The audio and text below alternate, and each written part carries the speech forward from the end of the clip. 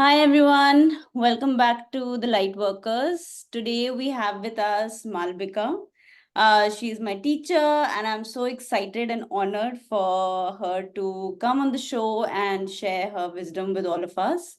And I just want to dive deeper into all the work that you've done, Malabika, over 25 years, and just tell all of us about your journey. So welcome to the show, and how are you doing today? Thank you so much. I am excited to be Yes. talking to you about my journey. What So, a great so opportunity. Yeah. yeah. So why don't you start with, how you got into the healing journey? What are the modalities that you practice, and tell us a little bit about yourself. Okay. The question that you're asking, I'm beginning to wonder how much time do you have?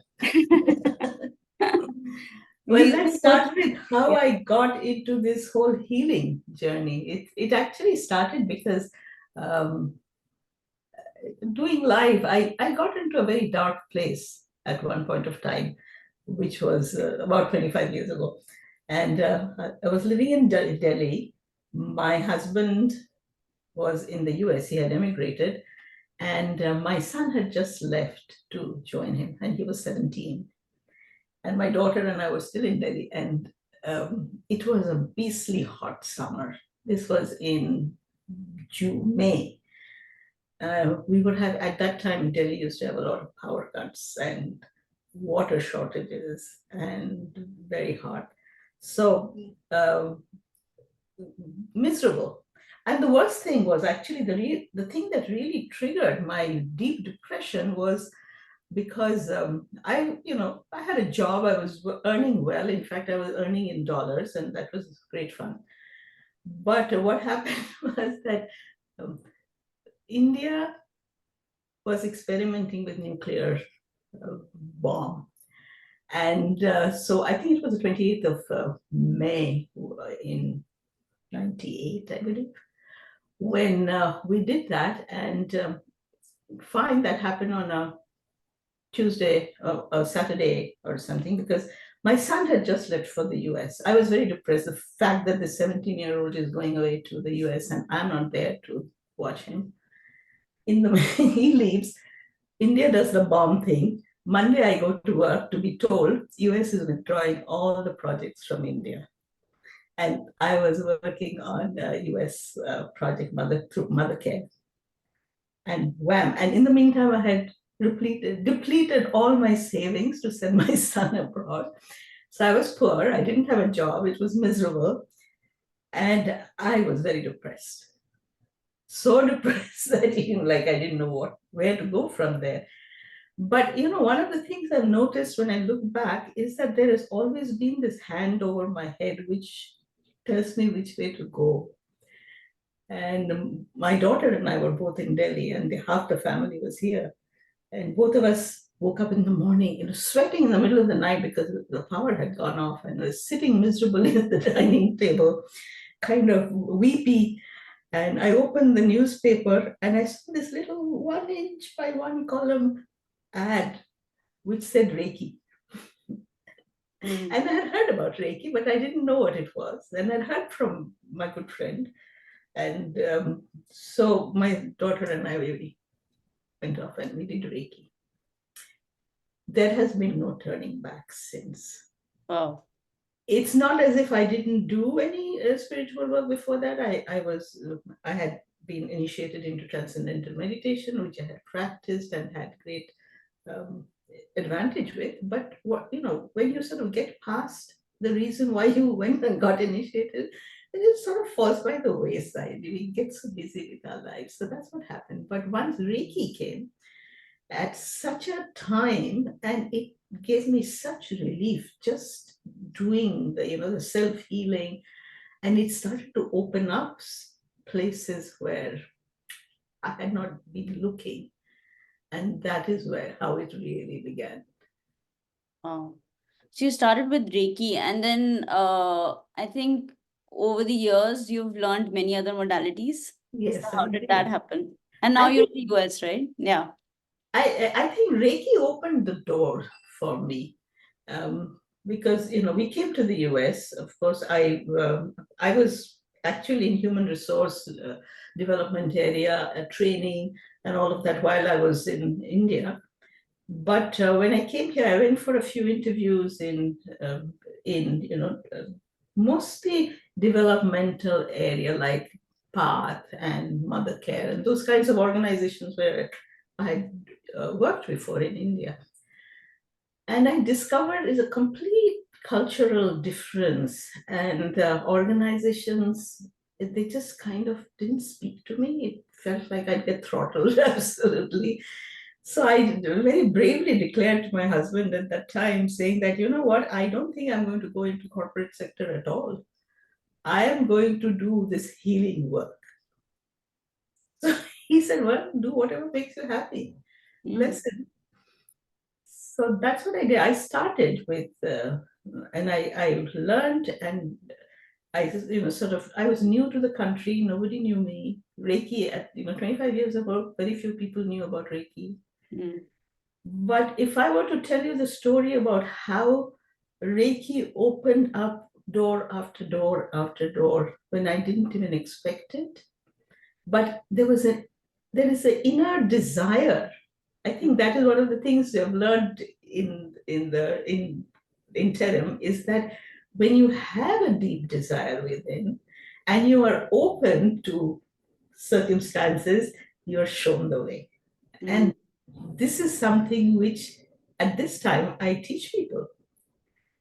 If you are doing something in which is you don't have your heart in, it'll be a long time coming.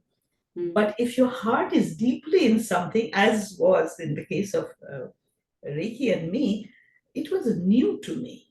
I Mm. didn't know how deep it could go. And all my training, I went to the IIM Calcutta, and I worked in the corporate sector in training and education, and my knowledge base was all very much like as things were in the 80s, 90s. I started my work career in the 70s. So this was completely new area. It was, but as things started happening, synchronicities, and I would say, oh, that was a lucky break.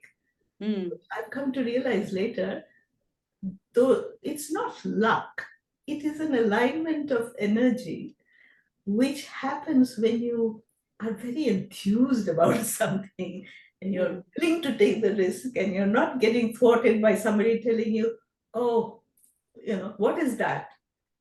And initially, you sort of go like, let me do. I'll tell you one of the things that happened when I was trying to settle down with this Reiki thing in the first place I lived, which was in the Midwest, Des Moines, Iowa. I don't know if you've heard of it. Really, really heartland and Midwestern values, very, very, Bible Belt, it's known as. Over there, I'm trying to do Reiki. And when people would ask me, what do you do? I would start off very tentatively, very apologetically saying that I do something called Reiki. And then they'd ask me, what is that? Then I would try and explain. Then in a meditation, I'm invoking Reiki and I'm asking to be showed the way. My guides, loud and clear, tell me, stop apologizing. This is a this is a very important thing. Say it with pride and assertion. And then my language changed, and Mm. it was through guidance. So, and here is the other fun thing that happened at that time, which really is it's divinely orchestrated. I decided, I was by chance happened to be waiting for a bus at the local community center, community college. There was a Mm. bus stop at the community college. This is before I went to Des Moines, Iowa. I was in Connecticut. And I had time to spare, so I walked into the college campus and I was looking at, their display of um, publications. I picked up their adult ed brochure. In the adult ed brochure, there was a Reiki class being offered. And I went like, wow, community college, they're offering adult ed program in Reiki. This is very forward. But within a couple of weeks, we moved to Des Moines, Iowa. But I had carried that uh, brochure with me. And I went promptly to the public school and I said, you guys have adult ed. I want to teach this. And they said, we don't know what it is. Explain. I said, no, I can't explain, but I can give you a demonstration. Mm. And the gentleman who was in charge of doing that got blown away completely. And he said, I don't think Des Moines is ready for this. Right. To which I said, well, we don't know that, but um, this is something which anybody can do and it's not very difficult. So he said, I said, all you have to do is give me that one paragraph in your catalog. If it works, fine. If it doesn't, no sweat. He said, no, I'll do better than that. He announced a free demonstration for which he paid me $50 to come and give a talk on Reiki and how it works. Mm. And I was surprised that there were almost about 35, 40 people who showed up. It was free for the audience. And you'll be surprised because after my talk, which, some people were skeptical, some people were very enthused, I gave like 5, 7 minute demonstrations so people could feel, I sort of moved it up. That's how I got started. And Wow. then he announced my first class, he announced through the a catalog. But here's the other part of the story is that as soon as a formal Reiki class was announced by the school system, adult ed, lots of people started to come out of the woodworks. Massage therapists, nurses, in this kind of like alternative kind of healing practitioners, because it was very woo-woo at that time. Secretly they would do it, but they wouldn't tell anybody. Yeah.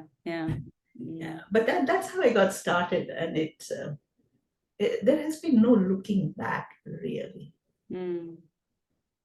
But from there, now you think, I think the first couple of years as I was doing the practice and it was growing, I was very happy.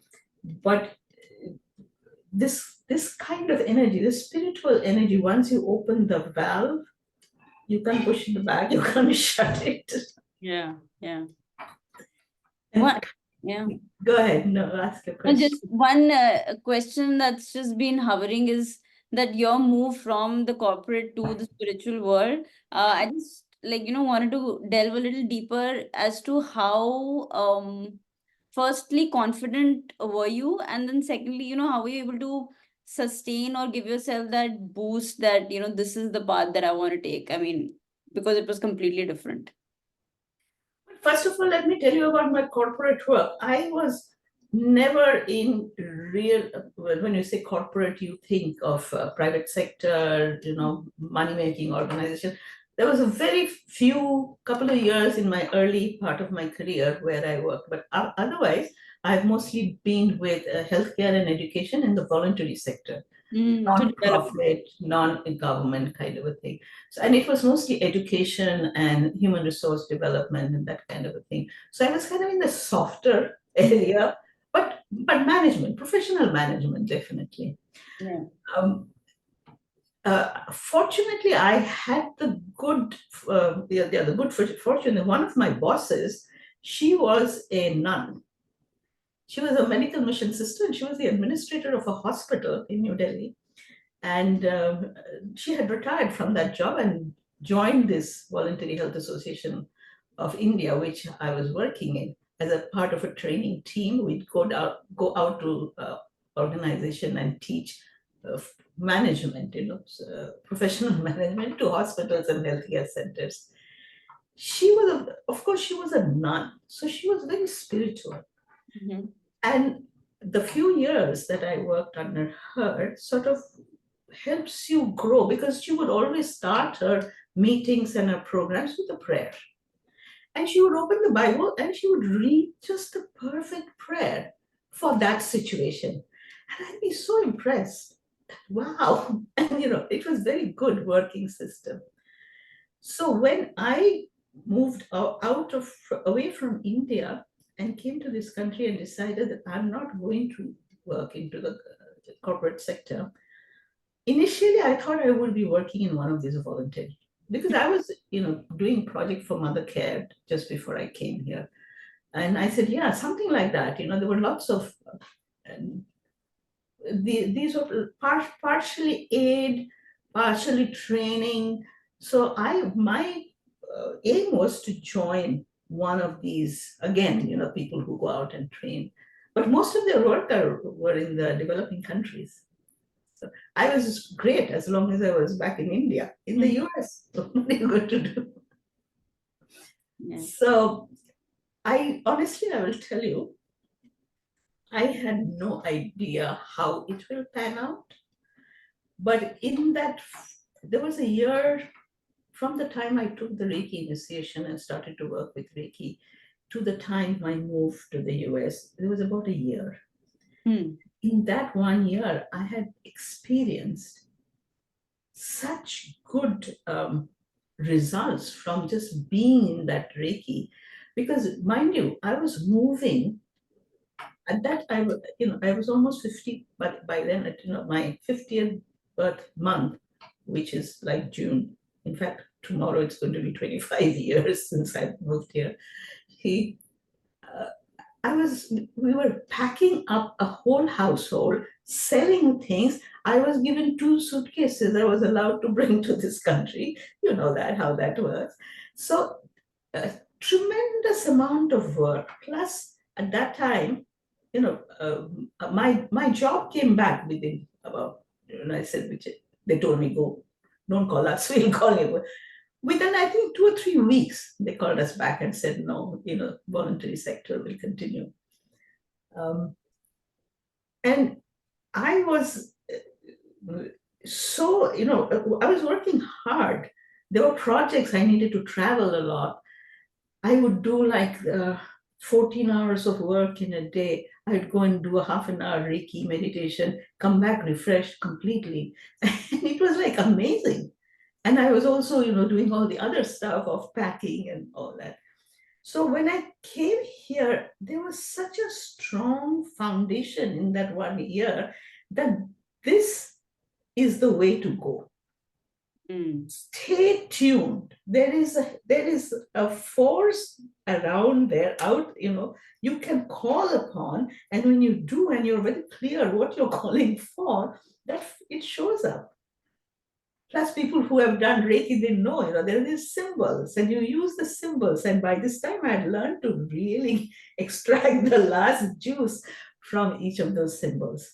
And I wasn't particularly worried, because there was a deep faith in me which told me that I'll be shown the way. And whatever comes along that I have to cross, I will have the resilience to do that, because I love this work. I love how I feel. I love the way my clients feel after we do Reiki. So there was no hesitation as such. Also, I also started with Reiki, and then I ended up learning so many modalities, and I know you've also, learned so many modalities. I just wanted to ask you, like, is there a reason why we don't focus on one modality and just keep working with it, and, like, not move on to other modalities? Or is it that we are learning different things and then we practice, like, holistically, and because every modality probably has different benefits that we can get? Yeah, that's actually the very good question, Anisha, because a lot of people will sort of have wondered and asked me this: why did you not stick to Reiki? And I always tell them, it's not that I have not stick to Reiki. Reiki has become a part of me. I don't do the techniques as much. And I'll tell you why. Because, Reiki tells you, invoke the energy, leave the rest to the energy itself. You get out of the way and sit there. But getting out of the way and sitting there is not a very easy thing to do, because the mind says, how is it happening? Why is it happening? I want to know more. And that curiosity is what sort of moves you to say, well, let's see, somebody else giving something else. And that's exactly what happened. Different people kept coming in and saying, okay, this is the reason why the mind works this way. First of all, if you just study, different people's writings on the Reiki and how it works, coming from the Buddhism, the Tibetan learnings and all that, you start getting pieces, bits and pieces. So the curiosity to bring in more and learn more comes along. And then you start coming across other techniques like one of the first things I learned soon after Reiki was emotional freedom technique. So it's one thing to have somebody come and with me, and the emotional releases were taking place unbeknownst to me. I remember one time I was working, a lady had come with a backache, and she said, this backache of mine is being there, lower back or middle of the back or something, and I'm doing Reiki on her, and she starts sobbing. And I have no idea. This is early years of Reiki practice. I had no idea why she was sobbing. I'm just doing Reiki. I'm calling her guides. I'm calling the Reiki energy and saying, whatever it is, let it heal, let it heal. Later on, she told me that she hadn't talked to her sister for 6 years.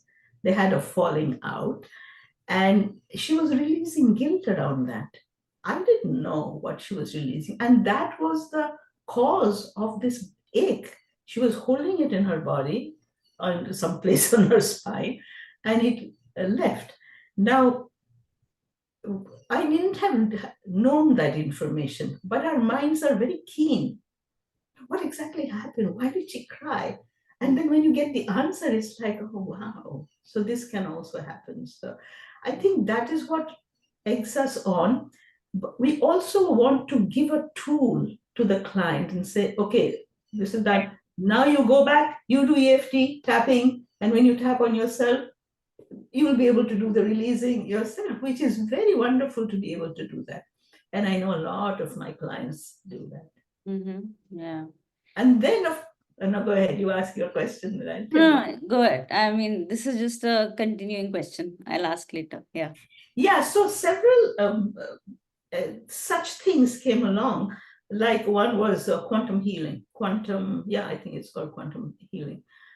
Which again, it was very interesting. It's not very difficult to do, not very different from invoking and asking, but it sort of fell by the wayside. We practiced it for a while, and then it went away. The door that was open, which has stayed open ever since, is the spiritual response therapy. And that again, it's amazing. I say Reiki, my guides and masters were instrumental in opening that door for me, because at the time when it showed up, I was a very poor person at that time, because my husband and I had just decided we were parting company, because I was so hooked to this spiritual growth. I was spending all my time and studying this. And the more I did this, the more my husband was like, I don't even know who you are anymore. And I realized that, I have to find my own pathway. So imagine, by this time I've been married to this gentleman more than 30 years, and we are parting, and I'm trying to figure out a way to make life for myself, literally living from hand to mouth, rent to rent. At that time, this brochure came across my desk. And I used to be, had a group of people who were doing healing kinds of groups, etc. So somebody handed me this brochure, which said, not even spiritual response therapy, it was spiritual restructuring, the one that works with the body. And it costs almost $1,000. No, I barely had $200, let alone 1,000. But it was still about 4 or 5 months away, and something inside me told me, you've got to take this class. But of course, I didn't know, where it will come from. Then I said, oh, I'll ask Reiki. And that's exactly what happened, that the money showed up. I went and took this class, and that's where I met my SRT teacher. That class was not done by her, but she was the instructor's teacher also. And immediately, I mean, she was delightful. I don't know whether it was because of Barbara Kearns, who I fell in love with, or the SRT itself. But then I took the SRT class with her. And to me, it was not easy to understand those, spiritual response therapy. It wasn't as organized as it is now. I'm talking about 2003 when I took that class. And it was time for me to really explore the extent of spiritual work that was lying in store for me. And SRT came along, and somewhere within the next, it took me almost 1.5 to 2 years to get grounded in that learning. Because it's not something you can do mechanically. But fortunately, I still had Reiki to fall back on and a bunch of other things. So I started to offer these to people. And the other thing that I also started to tell people is that, it's one thing to this spiritual work, spiritual healing, energy healing work, don't treat it like a massage. Like you go get a thing, your muscles feel very good for a couple of days, and then you have to go back. Learn it, because everybody can do this. So Right. I started to teach, and I was teaching through the adult ed. I was teaching whenever I get an opportunity, I'd go and teach. And I discovered that more joy in teaching as much in working, but to empower people. And then, of course, I also realized that beyond the technique, I mean, teaching a technique is one thing, but why? Why are we being called to do this? Why am I continually getting into these dark spots, these oppressive, that to me became like the next thing that I needed to learn for myself. And I'm still learning, but the horizon kept growing and growing and expanding, and it's wonderful. Yeah. Like you mentioned, Malvika, that when you were growing spiritually, relationships changed for you, or things changed, and you probably found yourself in a situation where you know uh, you were scared, but then you also had the trust to move forward. So a lot of like these things happen when people are growing spiritually. So what is your take on that? That people, I mean, I've heard that people who are not at the same energy level probably either leave, or then they also change in a certain way to reach you or match you at that level. So is that true? Does that happen quite often in people's journey? Yeah, yeah. As you were asking, and I'm looking back, and I'm saying, um, as I was evolving, now I've been teaching spiritual response therapy now for what, 18 years. I started at a very, very nascent stage. How I taught then and how I teach now are completely different. And I realized that my break in the relationship within came after I had decided that I'm going to do SRT. Um, but I hadn't done the SRT yet. Right. But just when your makeup, this is so important, Anisha, is that as soon as we take a decision, I'm going to go in this direction, the higher self immediately starts orchestrating, making that path. Okay, now you're ready. Good, we are here. We will show you how. And then a lot of the old things baggage that we've collected will start falling away. And when you say that people who come to learn this, are they able to know? A lot of the times don't even know. I didn't even know till recently that if you're coming for an SRT class, first of all, I make sure that I have an interview with them. Right.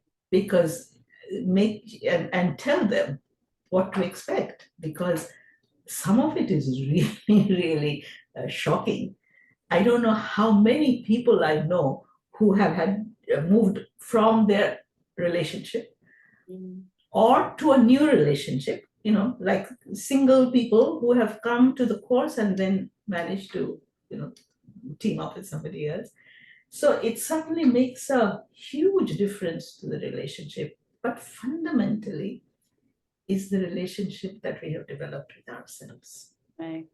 It's our self knowledge, self acceptance, self forgiveness. Those are, because we cannot have relationship with another person unless those are solidly, founded, grounded within. Yeah. Then that brings me to the next question of how important is self work or inner work in when practicing various modalities and working. Absolutely. Primary. You can only do up to the point you have done for yourself. So one of the things that you will notice, anybody who's on the path will notice. Um, I remember thinking, I would learn something, whether through SRT. I was doing a combination, like I do SRT, Reiki, things that I was familiar with. I'm talking about like 20 years ago. And I would have a breakthrough, have an epiphany of a kind, something, let's say, because that was a period also I was going through this breaking up with my old relationship, not knowing which way to go, etc. And those are not easy times. So you sit, you pray, you cry, you do whatever you need to do. And then you suddenly have this epiphany. Oh, this needs to happen this way. Mm. And I noticed the next client who would come will have exactly the same problem. Mm. It's almost like the universe is telling you, okay, you figured this out for yourself. Let's see whether you can pass it on to this other person. It's like testing. Later on, I found people who are coming to me for SRT work and doing clearing, I'd be clearing for them things I just cleared for myself like last week. Yeah. So it is, I think, paramount that we do the work on ourselves. And this is also very funny, and I feel sometimes I feel like I don't know how to explain this to people, because very recently one of the students who either came as a client to me, yeah, not in the class, that came as a client, she said, I do healing work, I do this, I do that, and it works like magic for everybody else, but if I try and do it for myself, it doesn't work. Yeah. So I don't know. I haven't figured out why that be so.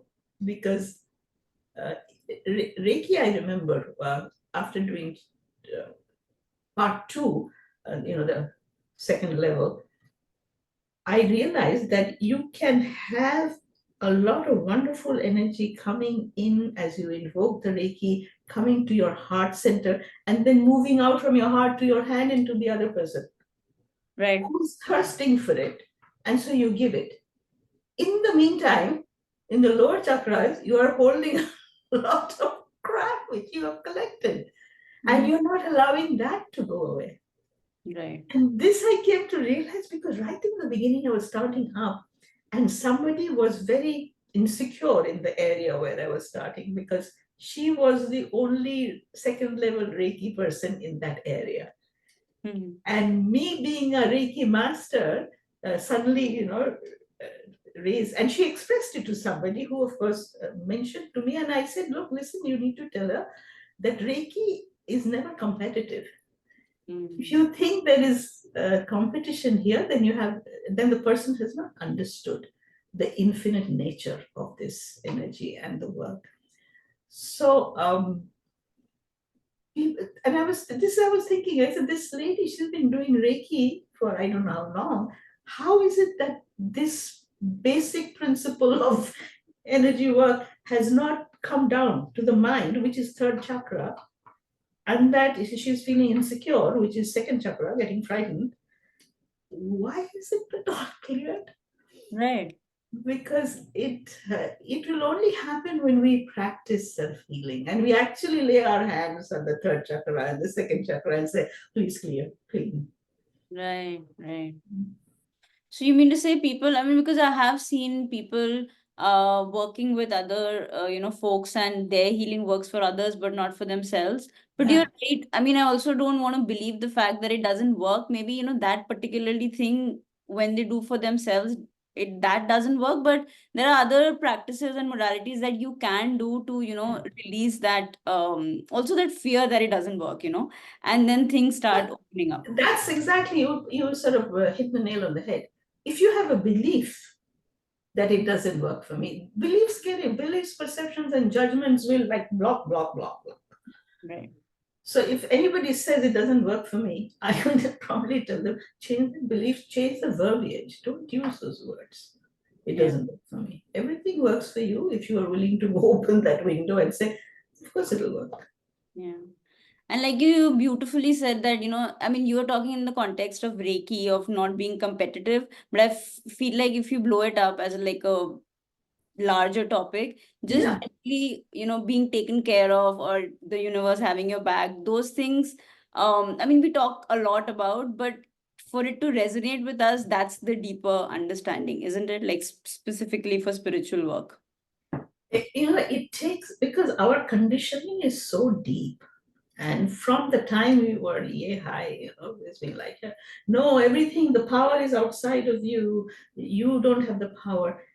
Eh, It took me some years to understand that no, it is in here. I remember, initially when I was trying to teach Reiki, and I was doing classes, I have brochures which I would, or handouts, which I would start by saying, there is an energy field around you, which you, almost like it is outside of you, you have to bring it in. That's how I believed.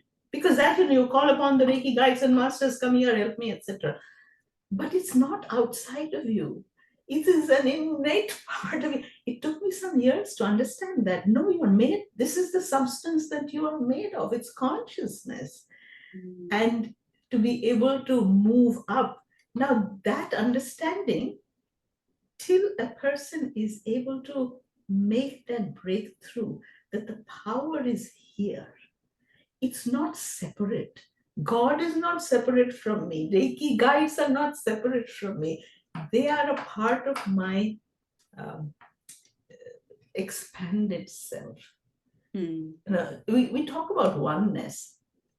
It's one thing to say the words, but for the words to vibrate and um, attune our mind, the cells in our body, that is what takes time. The embodiment of the work, it takes time. And I don't know whether it ever gets done. You keep on more and more. Yeah. I think earlier you mentioned somewhere about, I mean, you're talking about getting out of the way when things, start rolling, or like when you've manifested, I think with Reiki itself. So how easy was it for you to get out of the way, when you were working with various modalities? That is probably one of the biggest impediments in doing any kind of energy healing work. But one of the first ones, when I was practicing, I used to do this talk to your guide meditation faithfully. Like, I'm trying to get to know my guides. And there were some meditations with, William Rand, meet your guide, and you visualize. It was great fun. You do all that. So here is a lady who's come. And this is early part again. She's laying on the table and I'm doing Reiki. And she says, Malabika, my hands are so cold. My hands are, can you please do Reiki? And I'm doing Reiki and I'm calling, and the blooming hands won't warm up. So, so then I'm calling the guides and I'm saying, can you, the hands are, can you help, warm this up? Loud and clear, my Reiki, my guide's voice, by which I'm very familiar with by now because I'm constantly talking to my guide, loud and clear says, get out of the way. So then I suddenly realized, oops, I am trying to do this. No, I have to just ask and let them do it. And within seconds, the shift happens. So that is something we have to learn. And this is because we use dowsing for spiritual response therapy. This is one of the biggest challenges I find. Some people, not everybody, more and more people are finding it easy to do that. But some people just cannot get out of the way enough for the body, because it's your body that is showing you. The pendulum is just magnifier of the vibrations of the body. So that embodiment part is a very, very essential part. Mm. So in my classes now, I always start off with an exercise or two. That how do you get into your heart space, your body space, so that the pendulum can give you good answers, which is in alignment with what you're asking. Yeah. And then people or clients who've come to you, do you feel like certain people take more time than others, or some people go around in spirals, or they're addicted to drama? Yes, all of that Mm. ranges of all. Some people will just take to it. Mhm. Some, in fact, recently I had one student. First couple of classes, she was like, I don't know if I even agree with what you're saying. My experience is different. And when people say those things, and I always think, you were in the class. Your high self has brought you to this class. You have resistance, good. So you will learn even more. And then something happens and there is a breakthrough. Right. And this person, like, suddenly, wow, I never expected. When they have that epiphany, the connection, and they're able to see. So, yes, some people will come with resistance and make breakthroughs. Some people will come with resistance and the resistance will grow because they are not quite ready. These are usually people who have a lot of insecurities, Right. a lot of self judgment, and is not able to trust the higher, that there is indeed a higher intelligence whose it is in, it's like the higher intelligence wants you to succeed, wants you to contribute to mankind. Mankind meaning, it doesn't have to be mankind. Yourself, start with your family, your community, your whoever you consider yours. Start with them, your clients, your students. Yeah. But in the process, it's to the mankind, because the seeds that you sow grow. Yeah. And then you mentioned higher self, Malvika, for people who don't know who is the higher self. Do you want to? Yeah. Yeah. Yeah. So the way I see it is that we are always operating with two levels of intelligence.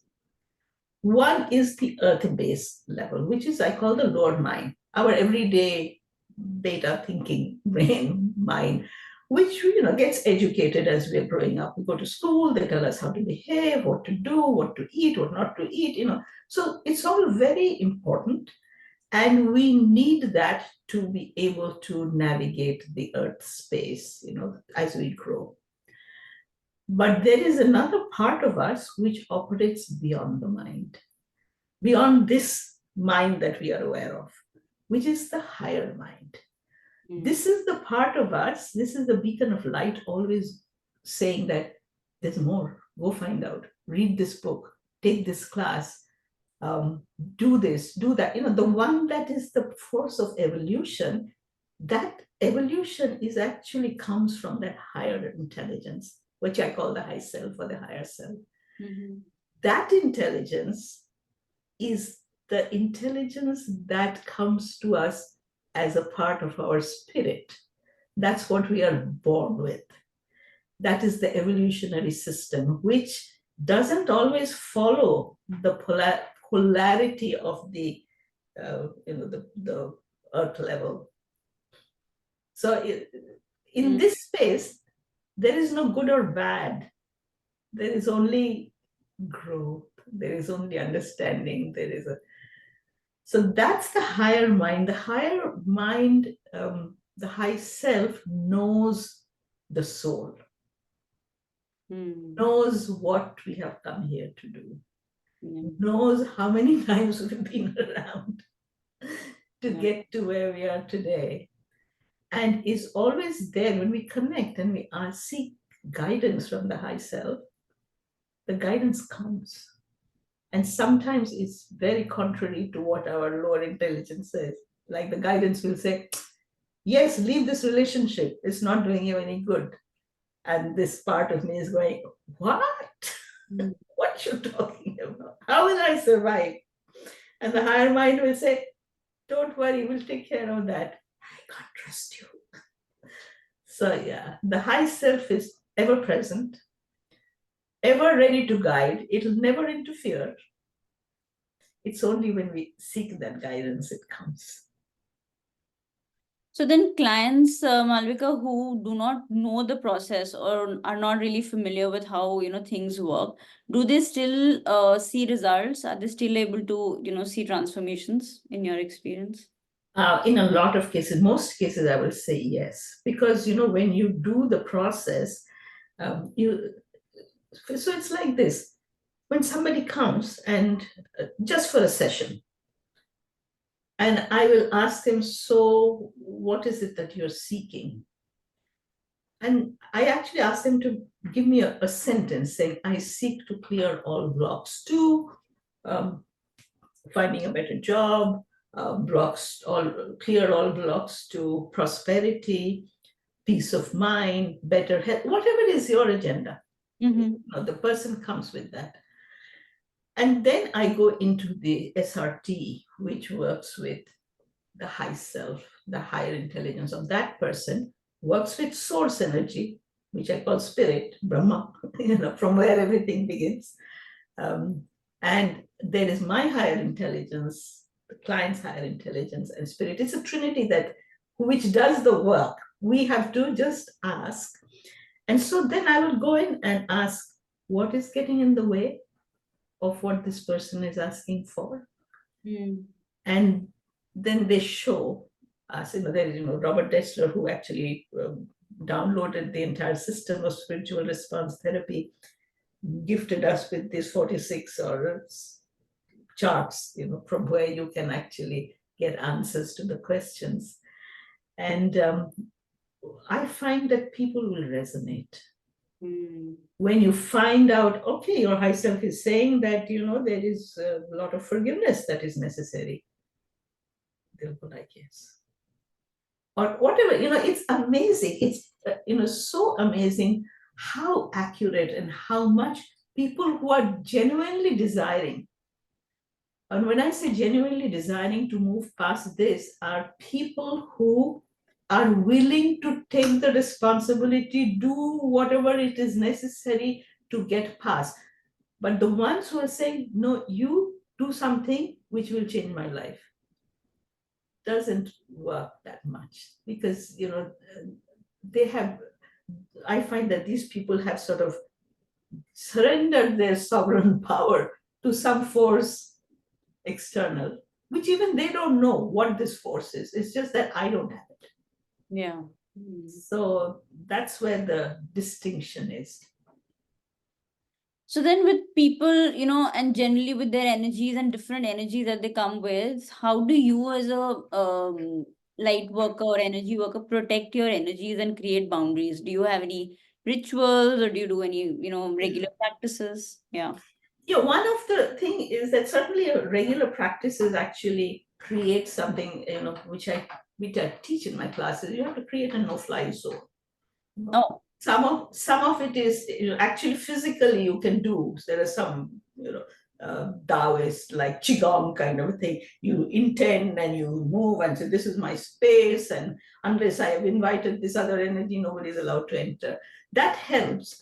But everything, starting whether you're doing Reiki or SRT, everything has got this system of create a shield around you, which filters out anything which is non-conducive to the work on hand. And when we do that over a period of time, there is a deep belief that my no-fly zone walks with me, goes with me.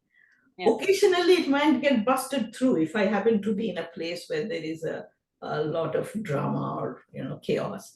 But by and large, we have to consciously get into the habit of creating that shield, that space, energetic space, which actually looks like a bubble. You Mm-hmm. can visualize it. In Barbara Brennan's book, you can see pictures of you and your aura. And yes, that. But if I believe, this is something I find I have to keep telling my students and my clients is that, people are doing black magic. Well, if that is your belief, that there are people out there who are doing black magic, and that black magic is more powerful than your white magic, you are connecting with high self here. Well, guess what? That's going to be your truth. Yeah, yeah. And do you feel like sometimes energy work in itself with people, who are coming with this fear? This is also just a permission slip for them, like for them to feel that they are safe or feel that they are being protected, ultimately it's probably their own energy and vibes. Yeah. Hmm. Absolutely. So, people who will come to you um, will be those people who will be, there's always an exchange in terms of something they will take away from that. They might turn around and say, I came for prosperity to be, it never worked. But there'll be something else which they're not able to recognize, which Mm, is just as valuable that they've taken away from that. yeah. Partnership. Wow. And then just moving from the client to you as a healer, when you work, do you also get attached to the goal or the outcome or the result? Well, no, you can't afford to. Yeah. It's really nice when you see that happening, but you have to. This is one of the foundational principles of spiritual healing, is that no attachment to the outcome. Mm. You state the intention. It is our intention to remove all these blocks, so this particular concern will get cleared. But you can't interfere. The high self may say, no, not time yet. Like, especially I find when people come with clear relationships, and then they expect that you do a clearing and then they go back and everything will be tickety book. Not only that, the other person will have completely changed. And Mm. it doesn't work that way. Yeah. But it will reveal sufficient. And then, I always give people tools. Go back and think like this, write this about yourself, write this about this other person, which helps to um, generate that energy and sustain that energy. Because when we do the assertive clearing, you say, hey, spirit, take away this energy, the energy goes. But unless we change the mind and belief and perceptions and judgments, those energies get recreated again. Mm. Wow, Malvika, we are almost in the last segment of the interview now. So, the next question is around what motivates you as a person. So, apart from the energy healing work, what else really motivates you or, makes you happy? You know what I've discovered? I love people. I absolutely love people. And, I'm very curious to know people, their stories, no matter, under what circumstances I'm meeting them. And especially, when lately I'm noticing, I want to say in the last few years, is that when somebody I meet who seems very troubled, it's like there's a part of me which is like, I don't even know you enough, but I want to send you so much love that your life starts changing, that you receive some relief from that. Mm. And I think that's what motivates me. And teaching is great. Lately, I've been finding out, deeper layers of how to understand consciousness, how it works, how creation works.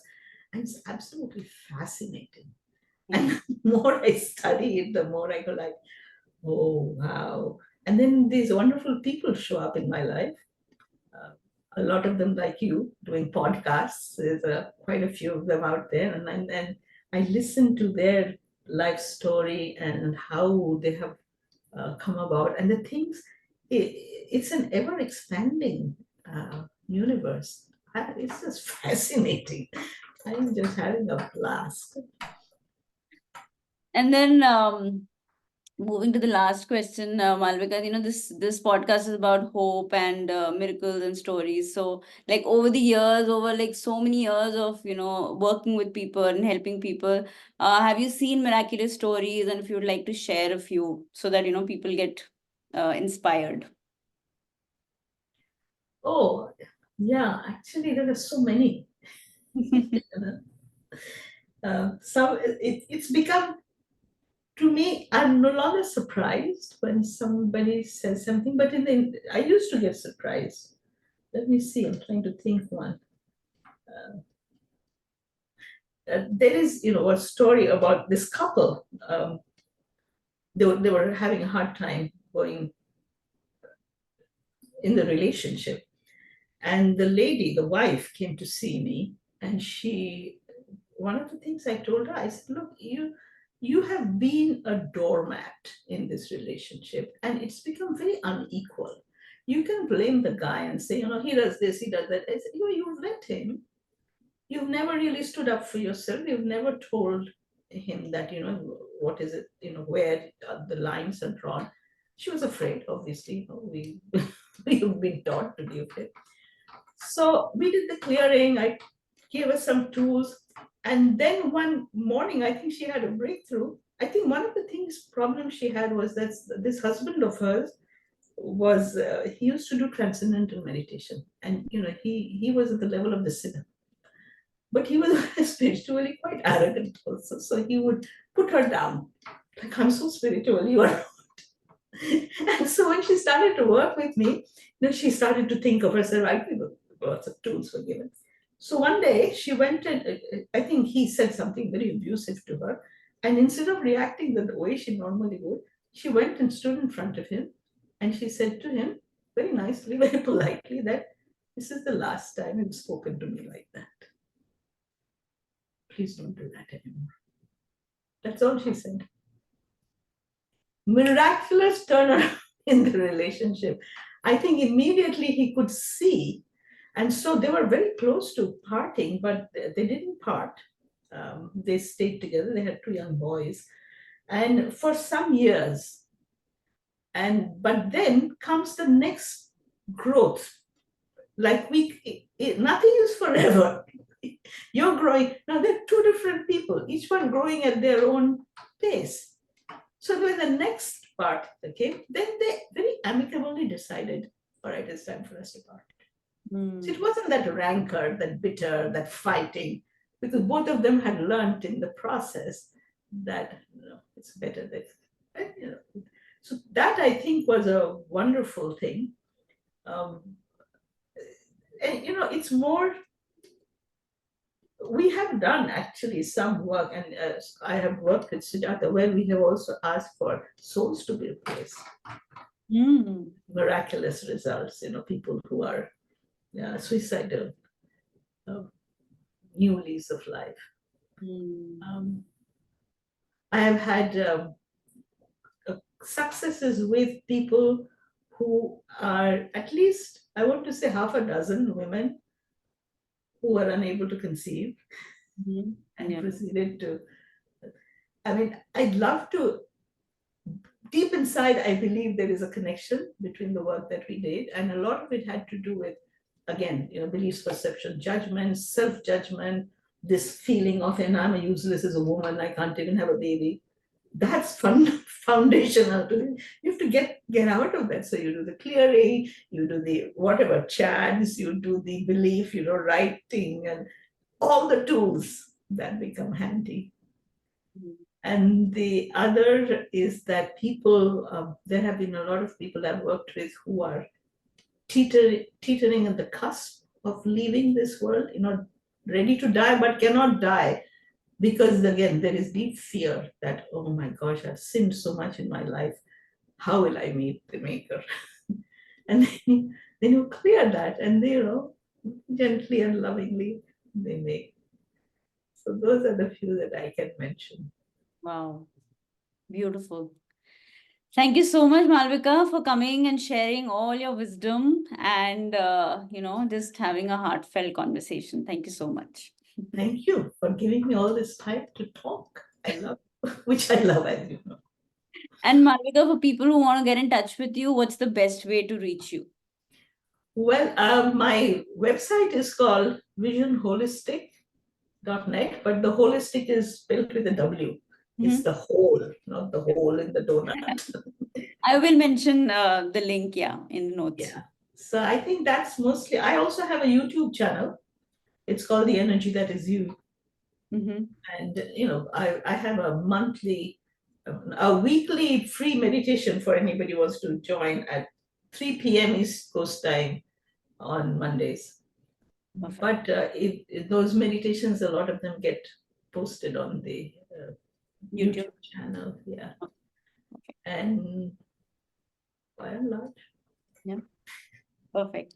Thank you so much, Malvika. It was lovely having you. And I'm sure there is like so much to talk about that tell most of my clients. There's just like a plethora of information for them to come back and talk again about something new. So, yes, there's a lot to know. I think we are being gifted with this knowledge which has been waiting for us to be ready to receive it. All the intergalactic stuff and everything. That it's absolutely fascinating. I'm so glad to be alive.